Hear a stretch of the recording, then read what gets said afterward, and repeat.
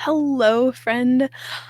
Wow, I'm so glad you made it to this video. I know there's lots of videos out there and you could be watching just about anything, but I am freaking excited to share with you about baking. I know, right? So, baking bread, baking pies, baking cookies, whatever you like to bake, we can write stories about it.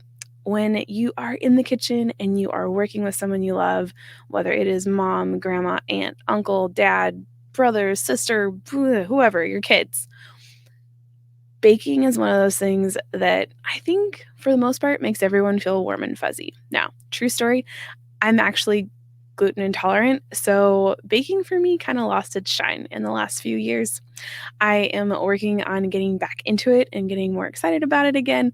It's something my kids love doing, and it's something my mom is really good at. She's a very fabulous, wonderful baker, and she makes the most ridiculously amazing pie crusts, which, of course, I can't eat anymore. But that's besides the point. This is not about me, sort of about me, but it's totally about you too. So, baking memories. I want to share with you how you can start a storytelling conversation and a storytelling moment when you are baking. So, while baking, if you are working with a loved one or you're working with someone else, it doesn't have to be, you don't have to be in the middle of like a storytelling project, but just this simple act of being together offers the opportunity to ask questions and share your story in addition to, of course, listening to theirs.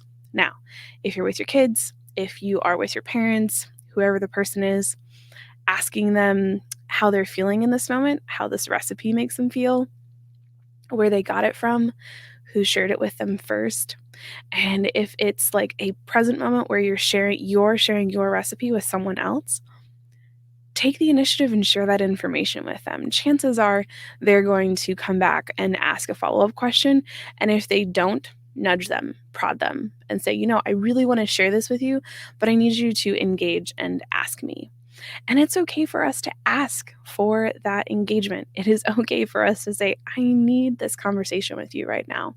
So, regardless of which side of the line you are on, whether you are asking the questions or you are ready to share your story, that is some ways you can start with a baking conversation. You can talk about where the ingredients came from, the history of the recipe, who it came from, and all of those sorts of things.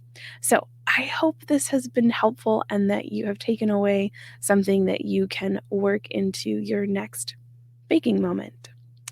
Until I see you again on the next video, I hope you have a beautiful, wonderful day and happy writing.